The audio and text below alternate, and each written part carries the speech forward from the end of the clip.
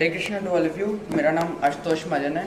तो आज मैं आपको बताने वाला हूँ भारत पर मंगल की महादशा के क्या क्या परिणाम रह सकते हैं, इसके ऊपर आज हम चिंतन करने वाले हैं।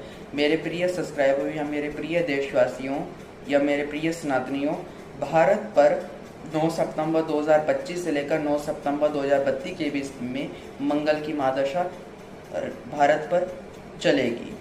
तो ये मंगल की महादशा कैसी रह सकती है, इसके ऊपर आज हम चिंतन करने वाले हैं। सबसे पहली जो चीज़ देखने को मिल सकती है भारत पर मंगल की महादशा में, वो ये देखने को मिल सकती है कि भारत में आने वाला समय बहुत चुनौतियों का रह सकता है, खासकर बाहरी रूप से भी और आंतरिक रूप से भी। और तो कहना कि बाहरी रूप से भी और आंतरिक रूप से भी काफ़ी अटैक्स भारत पर किए जा सकते हैं। और तो कहने के रूप से राजनेताओं के द्वारा भड़काऊ भाषण या भड़काऊ तेवर भी देखने को मिल सकता है। साथ ही साथ कहने के रूप से कम्युनिकेशन में एक दबाव जैसी स्थिति देखने को मिल सकती है। आप अपनी भावनाओं को या लोग अपनी भावनाओं को सही ढंग से व्यक्त ना कर पाए, सही ढंग से एक्सप्रेस ना कर पाए किसी दबाव के कारण, इस टाइप की चीज़ भी देखने को मिल सकती है। धर्म के नाम पर कट्टरता बहुत हद तक बढ़ती हुई दिखाई देगी। साथ ही साथ कहने के रूप से व्यापारों में हानि होती हुई दिखाई देगी।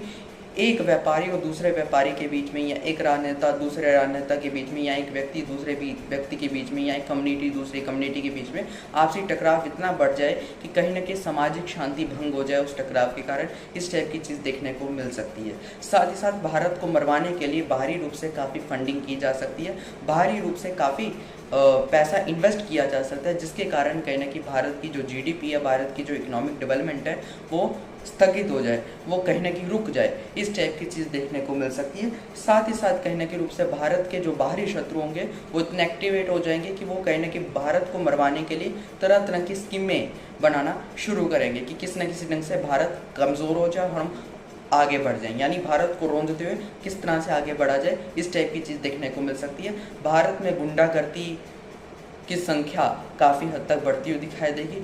गन कल्चर भारत में कहीं ना कहीं बढ़ता हुआ दिखाई देगा। हथियारों की स्मगलिंग या हथियारों की तस्करी या ड्रग्स की तस्करी में काफ़ी हद तक इजाफा यहाँ पर देखने को मिलेगा। अवैध रूप से कई बार ऐसी चीज़ें देखने को मिलेगी जिसको हमने कभी सोचा नहीं होगा।